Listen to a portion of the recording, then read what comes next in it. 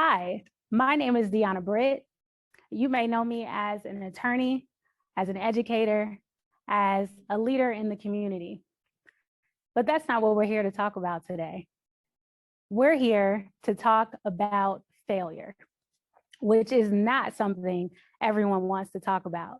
In fact, if I had it my way, I would hide all of my failures under my bed, under the rug, or I don't know, in a closet.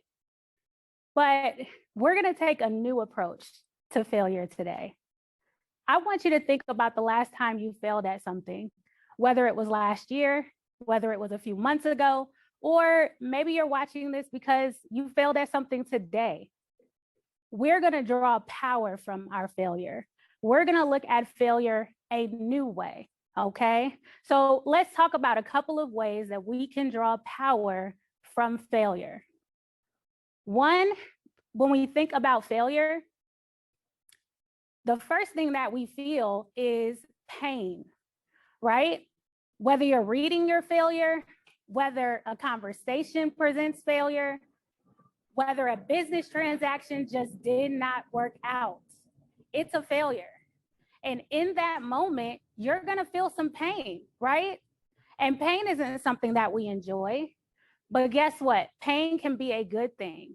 And you may be saying, well, that's insane. How could pain be a good thing?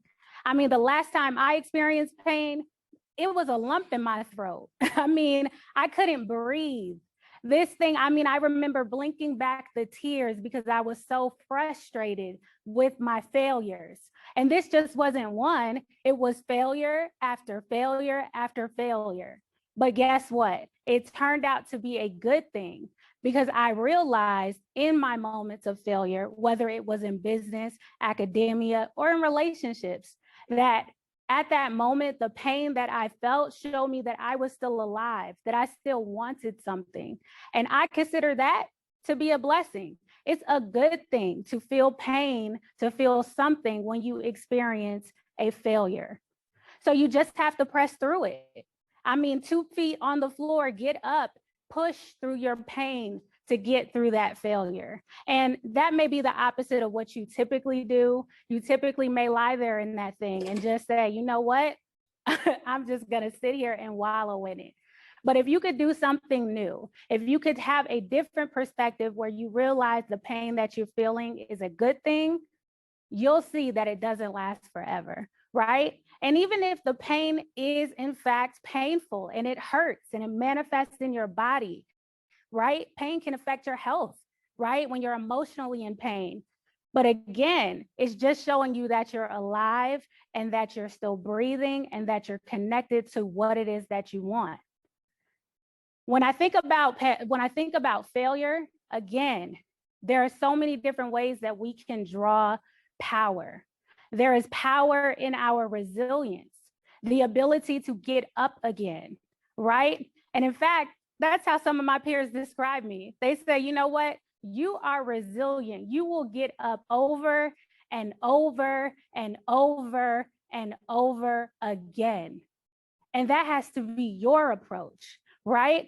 So whatever failure you're picturing in your mind right now, I assure you, if you take one day, right? If you take one day to just feel the emotion of your disappointment, of your failure, just feel that thing. But if you could be resilient and just get up one more time, right? Just try it one more time. You will surprise yourself and you will realize that it doesn't last always, right? Like the saying, trouble don't last always. So I'm picturing you right now, right? You're sitting on your bed, you're sitting on your couch, you're sitting in your chair and you're thinking about that failure. But I'm also picturing you getting up tomorrow morning and trying again. 2 feet on the floor, left and right, standing up with square shoulders and trying again.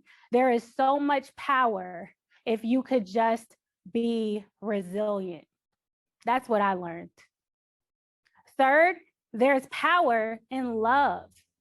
I bet you weren't expecting me to say that, right? Because typically love and failure, they don't go together, right? Failure typically is an isolated thing. Your mind convinces you that you're the only one going through, what it is that you're facing. But if you could learn to love and draw your power of love in that moment. So you may be asking, who do I love in this moment? Well, you've got to love yourself. Yeah, whether you have to hug yourself, if you got to take a mental health day and say, hey, I'm going to go do something to love on me. Maybe your love looks like forgiving yourself for a bad decision, for a bad outcome, whatever it is that you're calling a failure in this moment. Forgiving yourself is a form of love, right? And then I've also learned in my failures to love others, right? Because sometimes we're stuck in our own emotions and we're just thinking about how we feel. But the more that I loved on others, whether that was family or friends, I saw that I could draw power in using the power of love and how I interact with people. Finally, there's power in giving, right? And you may think, well, how can I give to someone if I'm in a low place? I don't feel good. I want to lay in my bed, right? I don't want to get up today, but I'm going to give to someone else. I'll share with you, in some of my darkest times, I decided I'm going to go volunteer.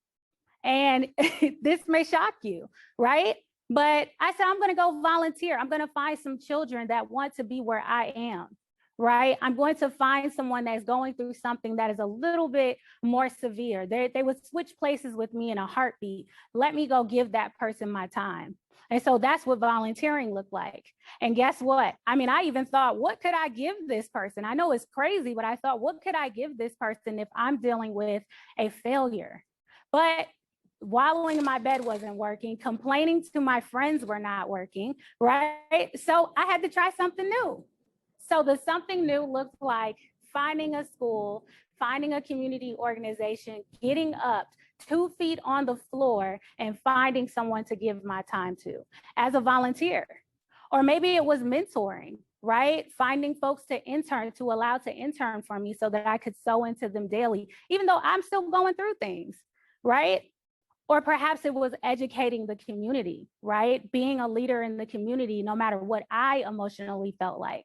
And that's how you have to look at this. You have to decide, who can I give to, even though I am feeling a way about what I'm facing, the fact that I didn't achieve the goal that I wanted to, right? And I assure you that if you are able to give in those moments and press on and focus on someone else, that happy hormone is going to kick in, right? You're going to feel good. I can't explain it to you. You just have to feel this.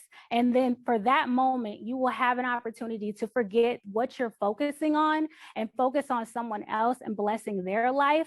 And now you will have the energy to be resilient, to push through your pain, to give love to someone else, because now you have concentrated on someone else. So what I want you to do in this moment is to think about what will you do new with your failures, right? If you're still in that place where you're feeling low, where you're feeling frustrated, maybe it's replaying in your mind right now, what will you do new? Will you draw from the powers that we talked about today?